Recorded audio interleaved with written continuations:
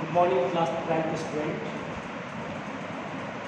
Previous lecture के अंदर we studied about genetic material, DNA, RNA world, what are the better characteristic, good characteristic of a genetic material.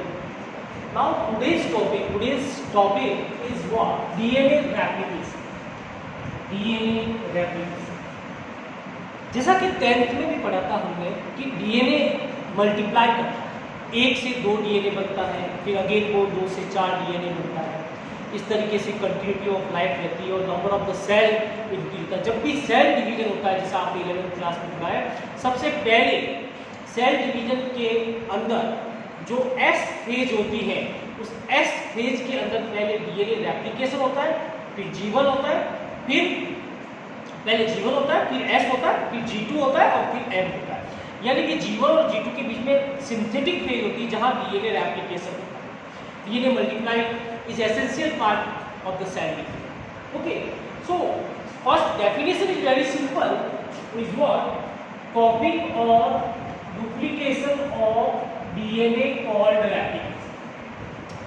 Copying or duplication of genetic material is called DNA replication. Watson and Crick, जिन्होंने DNA का double helix model भी दिया था, उन्हीं scientist ने क्या किया? Suggested mechanism of replication. उन्होंने रेप्लिकेशन के मैकेनिज्म को सजेस्ट किया कि रेप्लिकेशन किस तरीके से होता है। And they also told that DNA replication is semi-conservative.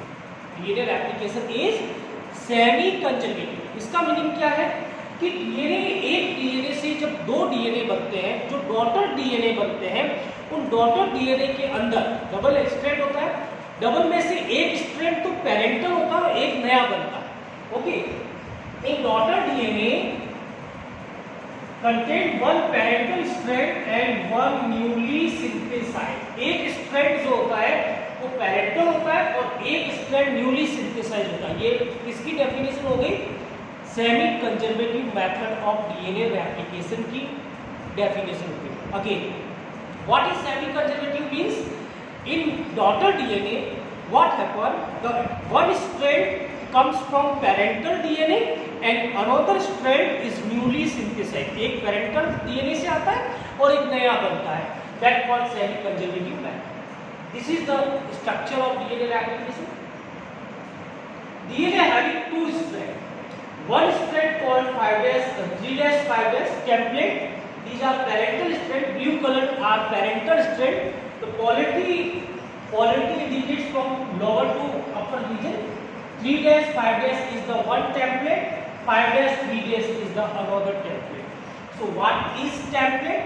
Parental strand is called template strand. The 2 strand is there. The one's polarity is 3'5' and another's polarity is 5'3'. Okay, and as we know that there is a hydrogen bond present between the 2 strands, between the nitrogen base. Okay. When the DNA replication DNA replication occurs at a small portion because unwinding occurs at a small portion. DNA कुछ completely open नहीं होता है, कुछ part में open होता है और वहीं पे रेप्लिकेशन होता है। इसीलिए इसको, इस स्ट्रक्चर को क्या कहते हैं? इस स्ट्रक्चर को replication fork. Replication fork, DNA replication occurs at the small open portion is called replication fork. It is Y-like structure. It is Y-shaped structure. Okay. Now this one is what? This is newly DNA synthesis. New DNA always synthesized in 5'3' times. Template 3'5' template के oppositely जो बनेगा वो 5'3' बनेगा, इसलिए continuously होगा। जैसे जैसे open होता रहेगा वैसे वैसे इसी डायरेक्शन में ग्रो करेगा। लेकिन ऑपोजिट वाली बात करें, 5'3' टेम्पलेट के अंदर स्ट्रैंड जो होगा 5 को न्यूली सिंथेसाइज्ड जो डीएनए बनेगा वो 5'3' इधर आउटर डायरेक्शन में बनेगा। इसलिए मान लो यहाँ तक ओपन हुआ तो यहाँ तक बनेगा, फिर अगेन प्राइमर। तो यहाँ सबसे पहला पॉइंट ये आता है कि यहाँ आपको हर बार प्राइमर की जरूरत होगी। ये डीएनए नया जो बन रहा है वो डीऑक्सीराइबोन्यूक्लियोटाइड से बन रहा है। किससे बन रहा है? डीऑक्सीराइबोन्यूक्लियोटाइड से बन रहा है। लेकिन सबसे पहले आपको क्या जोड़ना पड़ेगा यहाँ पे? प्राइमर। सबसे पहले आपको क्या ऐड करना पड़ेगा? प्राइमर ऐड करना पड़ेगा। किसका प्राइमर? बना गया वो डीएनए, लेकिन प्राइमर किसका होगा? आरएनए का। Small segment of RNA called RNA primer. तो जहां पर भी नया स्ट्रैंड बनता है सबसे पहले प्राइमर, आरएनए प्राइमर जुड़ता है, फिर डीऑक्सीराइबोन्यूक्लियोटाइड्स। अगर सामने की तरफ एडेनाइन हो, जैसे आपको बताया था डीएनए के स्ट्रक्चर में कि डीऑक्सीराइबोन्यूक्लियोटाइड्स जो होते हैं 4 तरीके के होते हैं। कौन कौन से? एएमपी, सीएमपी, जीएमपी और टीएमपी। अगर सामने की तरफ ए हो तो यहाँ कौन आएगा? पी। अगर यहाँ सामने की तरफ सी हो तो यहाँ कौन आएगा? जी। अगर सामने की तरफ जी हो तो यहाँ कौन आएगा? सी। तो इस तरीके से राइबोन्यूक्लियोटाइड्स आते हैं जो बाद में लाइगेज एंजाइम की हेल्प से ऐड हो जाते हैं। और प्राइमर जरूरत होता है कि प्राइमर के बिना उनकी स्टेबिलिटी नहीं होती। Primer provide the site of attachment of the coming deoxyribonucleotides. Okay, और रिएक्शन इस तरीके से होती है। यहाँ पे मान लीजिए यहाँ से स्टार्ट हुआ तो यहाँ एक प्राइमर की जरूरत पड़ी थी, फिर से ओपन हुआ, जैसे जैसे ओपन होगा हर बार एक नए प्राइमर की जरूरत पड़ेगी। तो आप देख रहे हो कि इस डायरेक्शन में डीएनए जो होता है वो डिसकंटिन्यूअस बन जाता है। Okay, on the 5'3' template newly strand of DNA forms in discontinuous manner and these small portions are called Okazaki segment. These small portions are called Okazaki segment. ये small portion जो होंगे इनको क्या कहेंगे? Okazaki segment कहेंगे। ठीक है, चलो तो इस तरीके से 3' 5' टेम्पलेट के ऊपर जो डीएनए स्ट्रैंड बन रहा था वो कंटिन्यूअस बन रहा था, लेकिन जो 5' 3' टेम्पलेट पे जो डीएनए स्ट्रैंड बन रहा है वो डिसकंटिन्यूअस बन रहा है। लैंग्वेज देख लेते हैं। The first one is mechanism of DNA replication. First one is origin of replication. What do you mean by origin of replication? Replication start from a certain point and that point is cut by the particular enzyme. Okay, so in prokaryotes have one ori, origin of replication, site of origin of replication called ori. Prokaryote में double strand circular DNA होता है, इसलिए एक ही जगह से cut होता है। Ori origin of replication, starting point of replication एक ही होता है। लेकिन but in eukaryotes have several ori. Eukaryotes का डीएनए लीनियर होता है, ओके, सर्कुलर नहीं होता है, तो जगह जगह से कट हो सकता है। ओरिजिन ऑफ रेप्लिकेशन जगह जगह डिफरेंट हो सकती है, सेवरल हो सकती है, एक से ज्यादा हो सकती है। Now unwinding of double helix. DNA double helix DNA होता है तो पहले इसको ओपन करना पड़ेगा। Opening of DNA double helix is called unwinding. Okay, और किस एंजाइम से होता है? By helicase. Unwinding is done by which enzyme? Helicase. Helicase enzyme. Replication occur in small opening portion called replication form. ये replication एक mark की आपके board में काफी बार आई हुई है। What is replication form? Replication small portion जितना ओपन हुआ है वही होता है ना, फिर ओपन होता है, फिर रेप्लिकेशन होता रहता है आगे से आगे। तो स्मॉल पोर्शन वाई से स्ट्रक्चर होता है, उसको रेप्लिकेशन फॉर्म कहते हैं। और ये open strand stabilized by SSB और एचडीपी, यानी एक बार स्ट्रैंड ओपन हो गए तो इस ओपनिंग स्ट्रैंड को स्टेबल रखने के लिए, इस ओपनिंग स्ट्रैंड को स्टेबल रखने के लिए क्या होते हैं? एसएसबी प्रोटीन होते हैं, सिंगल स्ट्रैंड बाइंडिंग प्रोटीन, या पूरा नाम हो जाएगा हेलिक्स डिस्टेबलाइजिंग प्रोटीन, जो ओपन स्ट्रैंड को ओपन कंडीशन में रखते हैं, वापस जुड़ने नहीं देते जब तक कि रेप्लिकेशन ना हो जाए। ओके, चलो उसके बाद में ओपन हो गया, रेप्लिकेशन फॉर्म बन गया, ओरिजिन ऑफ रेप्लिकेशन जगह थी वहां से स्टार्ट हुआ, ओपनिंग हो गई, अनवाइंडिंग हो गई, अब एडिंग ऑफ आरएनए प्राइमर। सबसे पहले आपको आरएनए प्राइमर ऐड करना पड़ेगा। Adding of RNA primer added in 5' direction of the newly synthesized strand of by primase. Newly synthesized जो डीएनए स्ट्रैंड है उसकी 5' डायरेक्शन के अंदर आरएनए प्राइमर ऐड करना पड़ेगा। किस एंजाइम की हेल्प से? प्राइमेज एंजाइम की हेल्प से। और आरएनए प्राइमर क्यों यूज कर रहे हैं? क्योंकि लिविंग्स के अंदर डीएनए के स्मॉल सेगमेंट नहीं होते हैं, उनको एंजाइम ब्रेक डाउन कर देते हैं, क्योंकि आरएनए के स्मॉल प्राइमर होते हैं, तो उनको यहाँ पे यूज किया जाता है। What is the function of RNA primer? RNA primer provide the site of attachment of deoxyribonucleotide for the polymerization. लंबाई बढ़ने के लिए, न्यूली स्ट्रैंड डीएनए की लंबाई बढ़ने के लिए, वह डीऑक्सीराइबोन्यूक्लियोटाइड जुड़ने के लिए primase site of attachment provide करता है। अब बात करते हैं पॉलीमराइजेशन की। तो पॉलीमराइजेशन का मतलब न्यूली सिंथेसाइज्ड डीएनए का बनना किस तरीके से बनेगा? DNA polymerase enzyme helps in polymerization. Added deoxyribonucleotide in 5'3' direction. हमेशा पॉलीमराइजेशन कौन सी डायरेक्शन में होगा? 5'3' डायरेक्शन में। किस एंजाइम की सहायता से होगा? डीएनए पॉलीमरेज एंजाइम की सहायता से। क्या ऐड होगा? Deoxyribonucleotide nucleotide. ओके, दो स्ट्रैंड है पैरेंटल को टेम्पलेट कहते हैं। 3' 5' टेम्पलेट पर जो पॉलीमराइजेशन होगा वो कंटिन्यूअसली होगा। Okay, it synthesize continuously at the 3' 5' template and this continuously in the 5' 3' template. 3' 5' template पे जो न्यूली सिंथेसाइज डीएनए है वो कंटिन्यूअसली होगा, क्योंकि जिस तरफ ओपनिंग हो रही है डीएनए की उसी तरफ ये नया स्ट्रैंड बनना है। जैसे जैसे ओपन होगा वैसे वैसे अंदर जाता रहेगा, डायरेक्शन एक ही रहेगी और एक ही आरएनए प्राइमर की जरूरत पड़ेगी। लेकिन 5' 3' टेम्पलेट स्टेट पर मान लीजिए यहाँ तक ओपन हुआ तो यहाँ आरएनए प्राइमर लगा, डायरेक्शन बाहर की तरफ है, फिर आरएनए प्राइमर से खुलेगा, आरएनए प्राइमर की जरूरत पड़ेगी। तो छोटे छोटे सेगमेंट के अंदर न्यूली सिंथेसाइज्ड स्ट्रैंड बनेगा जिनको ओकाजाकी सेगमेंट कहेंगे, और ये डिसकंटिन्यूअस मैनर में बनता है, इसलिए इसको डिसकंटिन्यूअस स्ट्रैंड कहेंगे। ओके, आई थिंक आपको क्लियर हो गया ये एप्लीकेशन की डेफिनेशन, सेकंड कंजर्वेटिव की डेफिनेशन और मैकेनिज्म के स्टेट एंड डायग्राम। ये डायग्राम भी काफी बार आता है, लेकिन ऑलरेडी मेंशन करनी होती है। So now we are taking the experimental proof of the semi conservative method. Let's C.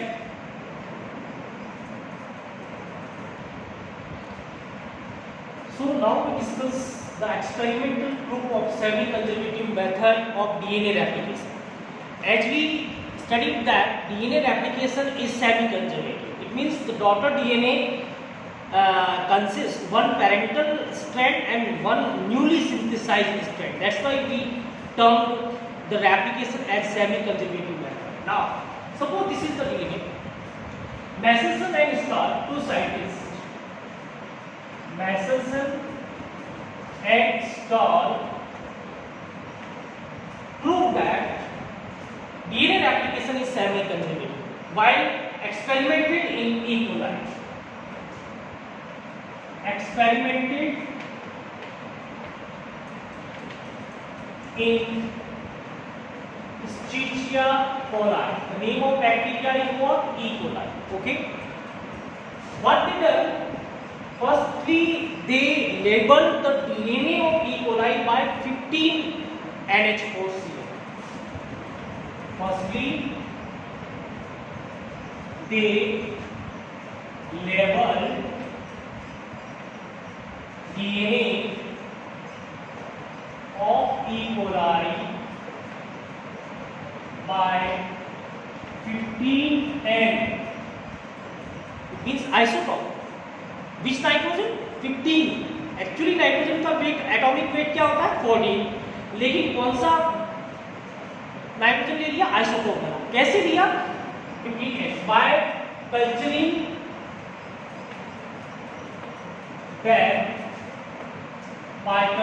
them in 15 NH4Cl.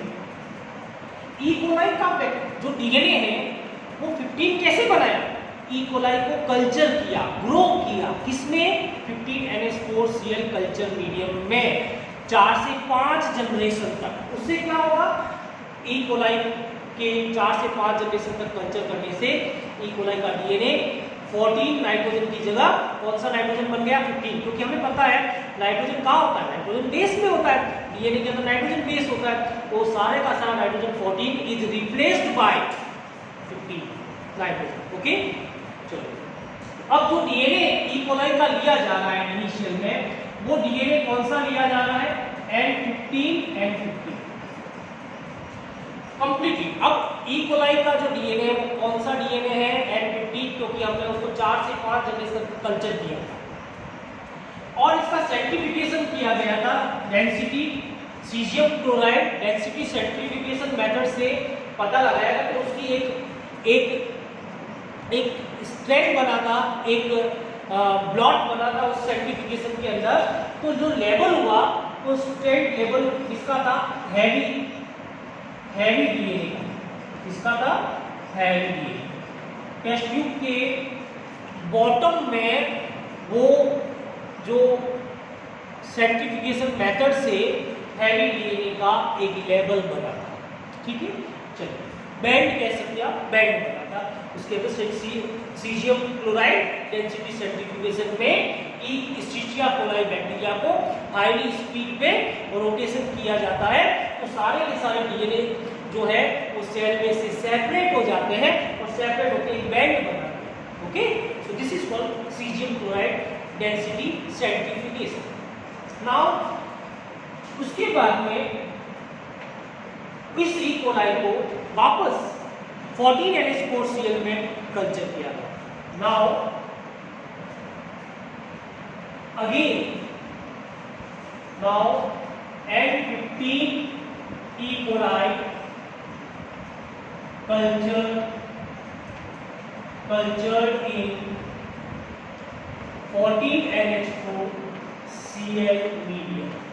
अब उनको वापस पहले N15 से लेबल किया गया, अगेन उनको N14 में मीडियम में कल्चर किया गया। यानी कि अब मीडियम में क्या है? अब मीडियम के अंदर 14NH4Cl। और जैसा कि हमने आपको बताया था कि डीएनए रेप्लिकेशन में एक स्ट्रैंड पैरेंटल होता है, तो ये रेड कलर ओपन हो गया, कंप्लीटली अनवाइड हो गया, ये पैरेंटल स्ट्रैंड है। और ये ब्लू कलर स्ट्रैंड जो है वो न्यूली सिंथेसाइज्ड है, जो ये प्रूव करता है कि सेमी कंजर्वेटिव मेथड होता है। ओके, कैसे पता चला? दिखा क्या? डीएनए दिखता है क्या? नहीं, डीएनए दिखता नहीं है। तो कैसे पता चला कि सेमी कंजर्वेटिव मेथड है? सर्टिफिकेशन प्रोसेस से। Again caesium chloride density certification किया गया, तो एक बैंड बना जो पहले वाले बैंड से थोड़ा ऊपर था। Now it is hybrid. It is band of what? Band of hybrid DNA. कौन से डीएनए का बैंड है? हाइब्रिड डीएनए का, थोड़ा ऊपर। इससे ये प्रूव होता है कि हाइब्रिड सेमी कंजर्वेटिव मेथड है। कितने 20 मिनट के अंदर ये प्रोसेस है। कितने मिनट के अंदर? E coli reproduce in 20 minutes, यानी 1 E. coli reproduce to form 2 daughter E. coli in how many time? 20 minutes. So this is generation time. 20 minutes is generation time of E. coli. Okay. चलिए अब आगे लेते हैं next. यहाँ पे कितने DNA बने? एक डीएनए से 2 डीएनए बने, डीएनए रेप्लिकेशन हो रहा है और हाइब्रिड बना, पहले हैवी था। अगेन इनको फिर से आफ्टर 20 मिनट, अगेन 20 मिनट्स के बाद में ये हम कह सकते हैं this is first generation. This is first generation, ये पहली जनरेशन है। और ये कौन सी जनरेशन होगी? This one is second generation. This is second generation. Okay, तो फर्स्ट जनरेशन और सेकेंड जनरेशन। तो यहाँ 20 मिनट, अगेन 20 मिनट, तो 2 से कितने डीएनए बनेंगे? 4 DNA.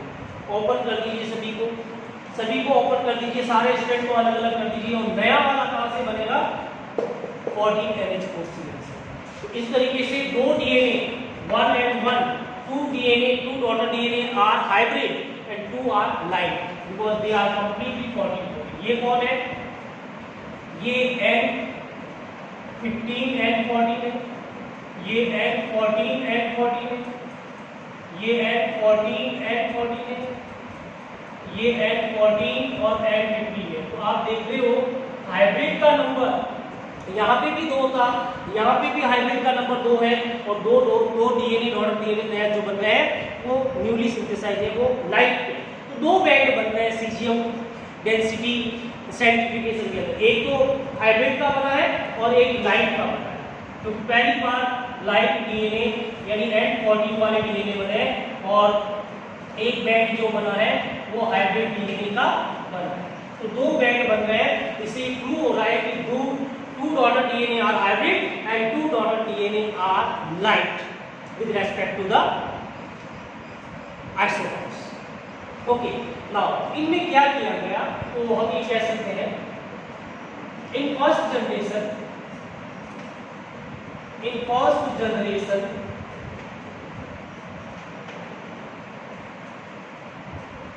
To hybrid daughter DNA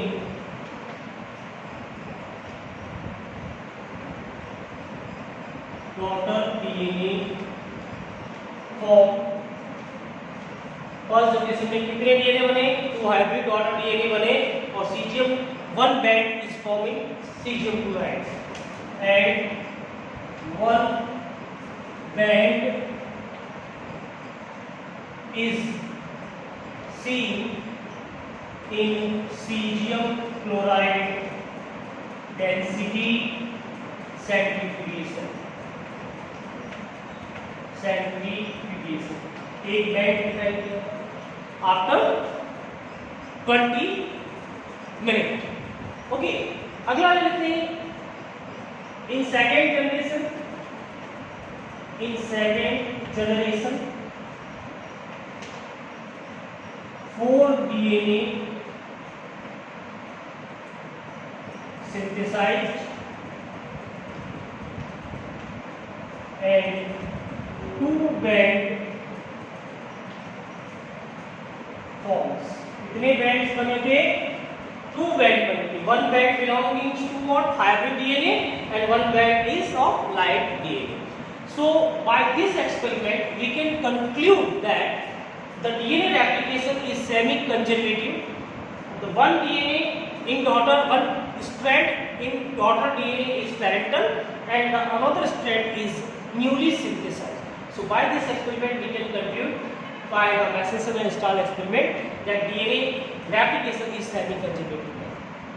ये प्रोसेस याद रखिए, स्टार्टिंग कहाँ से की थी, 15 से, और बाकी आप जो मीडियम ले रहे हो मीडियम वाला आपने नया बनाते गए। अगर आप स्टार्टिंग 14 से करते हो तो पूरा कैलकुलेशन चेंज हो जाएगा। इतनी जनरेशन बाद में बनती है, उसकी प्रैक्टिस करेंगे। तो एक होमवर्क के लिए क्वेश्चन लिखिए। होमवर्क के लिए क्वेश्चन ये है कि इफ 14 एंड 15 की जगह क्या रहने हैं, 14 इन 14 DNA culture in 15 NH4Cl that find result after 2 generation.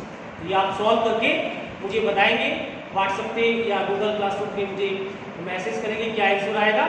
14 DNA यहाँ 14 लिखना है, ओके, और किसमें कल्चर करना है, 15 में। फिर 2 जनरेशन बाद में रिजल्ट देखना है, तो उसका रिजल्ट अलग आएगा, वो आपको मुझे आंसर देना है। तो आई थिंक आपको ये क्लियर हो गया होगा।